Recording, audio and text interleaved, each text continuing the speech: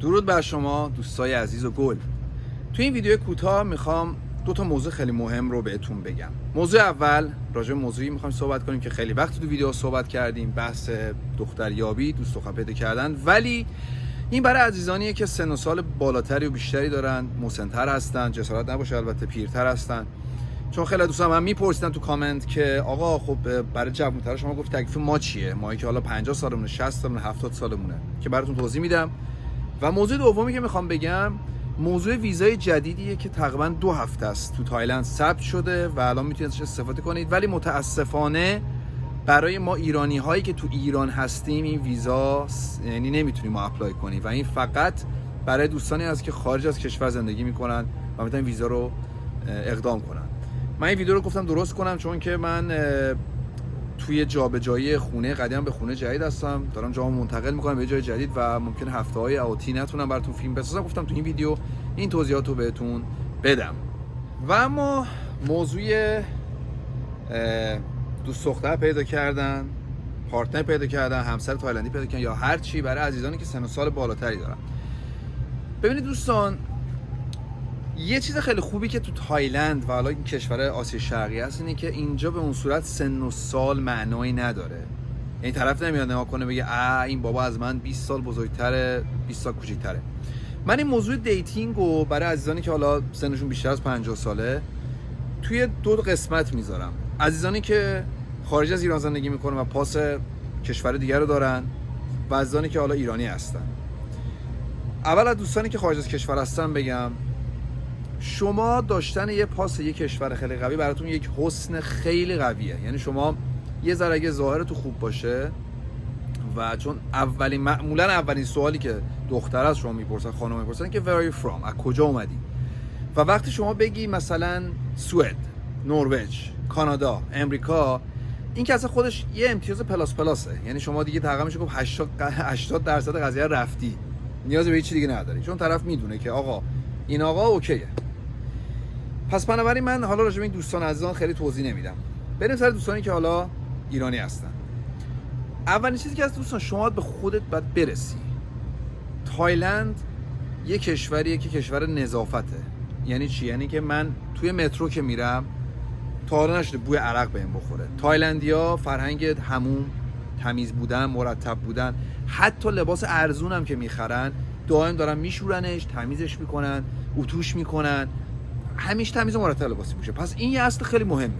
شما اگه میخواید دختری رو دیت کنید باید سر و بعد ظاهری خودت اوکی باشه. برو باشگاه، به خودت برس. این حرفو نزن که سر سن 50 60 سالگی چرا من نمیدونم باشگاه نمیتونم، من ورزش نمیکنم. همه میتونن. شما هر وقت از صفر شروع کنی، یعنی هر وقت از اول شروع کنی، هیچ نهی تو کار نیست. میتونی، مطمئن باش میتونی. کافیه ذره فشار بیاری و آهسته شروع کنی.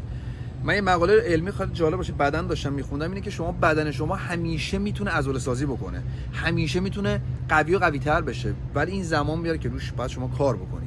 من اینجا کسایی رو میبینم، پیرمردایی میبینم، آدمای مسنی میبینم که میان تو پارکا میدوئن، دارن بسکتبال بازی میکنن، با من حتی ورزش میکنن. طرف 50 سالشه، 60 سالشه، از من بیشتر بهتر میدوه و خب این کسی نیست که دائم بره باشگاه، فقط داره کاردیو انجام میده. پس اینو بزنتون بسپارید. و اما میریم سر قضیه این که آقا کجا من اینا رو دیت کنم. خب شما یکی که از همین اپلیکیشن بامبلی که من توی ویدیوشو قبلا گذاشته بودم، توی این اپلیکیشن شما میتونید به معروف فعالیت انجام بدید. من سعی میکنم آخر این ویدیو یک مختصر مفیدی از بامبل برای حالا سنای بالاتر سرچ کنم و براتون بذارم که باز یا شاید تو ویدیو بعدی این کارو بکنم که بهتر بتونید بشناسید اکسس تو بامبل. خب از اپلیکیشن بامبل میتونید استفاده کنید، تیندر میتونید استفاده کنید. یه اپلیکیشنی هست که تای فرندلی، از اونم میتونید استفاده کنید که برای دیتینگ های آنلاین. اینو بذاریم کنار.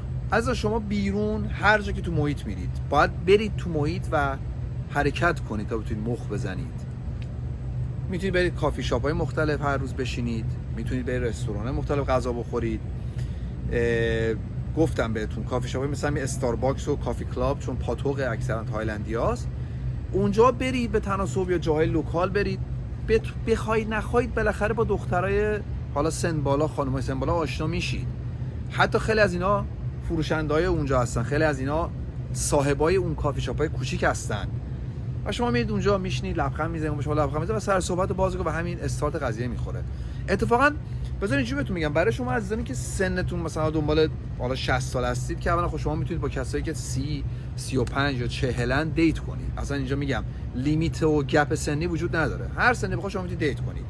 این فقط بستگی به ظاهر شما داره که به اون طرف از شما خوشش بیاد، به قول علف به دهن بوزه شیرین بیاد دیگه. حالا ربطی نداره، شما برو جلو، اصلا برات مهم نباشه. اگه طرف نگات کرد، بهت لبخندی زد یا دیدی داره بهت سیگنال میده، برو جلو، اصلا مهم نیست طرف چند سالشه. میخواد 15 سالشه، 15 سال که نه، میخواد طرف 20 سالش باشه، 25 سالش باشه، 30 سالش باشه یا 60 سالش باشه، شما برو جلو، از اینش خجالت نکش. چون اینجا کشوریه که این قضیه خیلی حل شده است. یعنی چیز خیلی مثلا ببینن تو خیابون میگه اوخ نگاه اینو، این پیرمرده مثلا با این بچه داره میره، اصلا کسی این چیزی اصلا براش مهم نیست اینجا.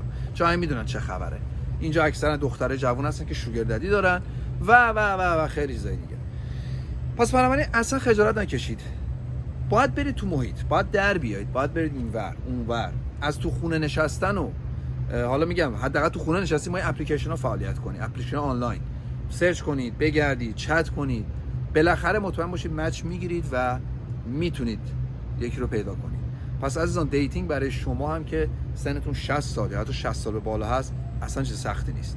من یه تیچر موقعی که تیچینگ میکردم، معلم بودم، یه معلم کانادا ایتالیایی بود که آره اون موقع تقریبا 59 سالش بود و دیتینگ میکرد دخترای جوون، حتی دخترای جوون ازتون مخ میزد و خیلی ها یه دوست 30 سال 33 ساله داشت، چقدرم خوب بود. من گفتم بودتون دمت گرم چجوری اینو زدی، من با این سن جوونم نمیدونم یه کیس خوب اینجوری بزنم و یه دوست دیگه من اینجا آقای اتفاقا آشنا شدم که ایشون استاد دانشگاه بود و آدم چاق، سر کچل، عینک گردم میزد، یه چیز واقعا معمولی، آدم واوی نبود. و یه بار مثلا اتفاقا بیرون خیابون دیدم با یه دختر خانم جوانی نشسته تو کافی شاپ که من گفتم این مثلا دخترته یا مثلا بچه داره؟ گفتم من سینگلم. بعد گفتم که بابا دمت گرم، مثلا چه کیس خوبی رو زدی. اینه که همه چی بستگی به خود شما داره.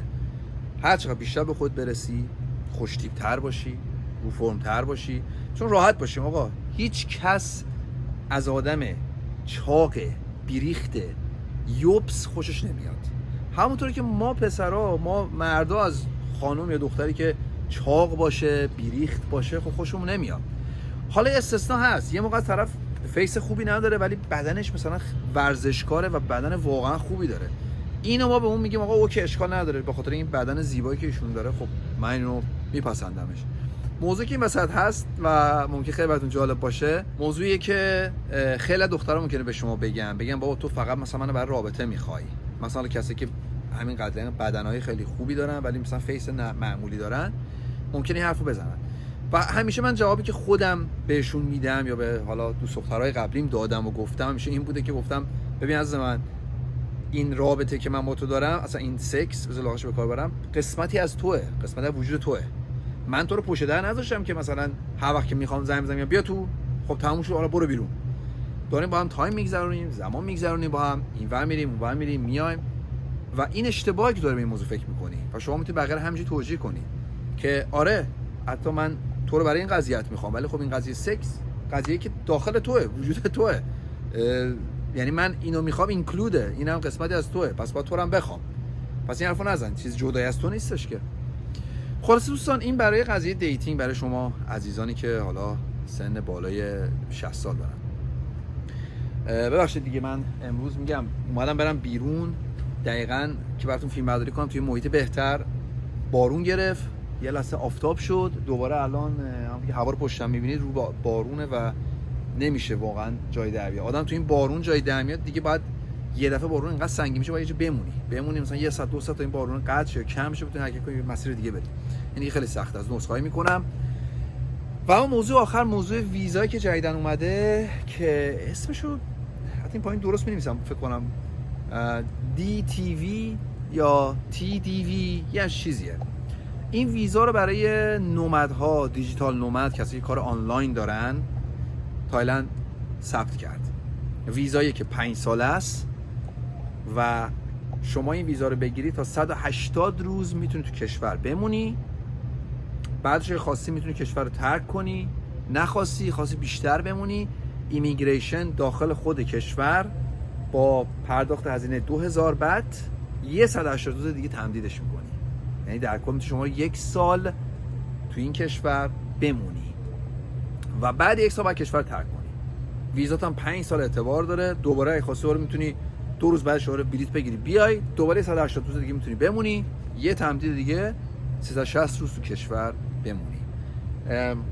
قیمت این ویزا رو من اطلاع ندارم چنده، مدارکی که میخوادم دقیق و جزئیاتش رو نمیدونم، فقط میدونم که شما اگه شغل آنلاین یا کار آنلاین داشته باشی با اون مدارک یه فرم اینترنتی هم هست، آنلاین پرش میکنید و این ویزا رو به شما میدن چون ویزاشون تو سیستمه.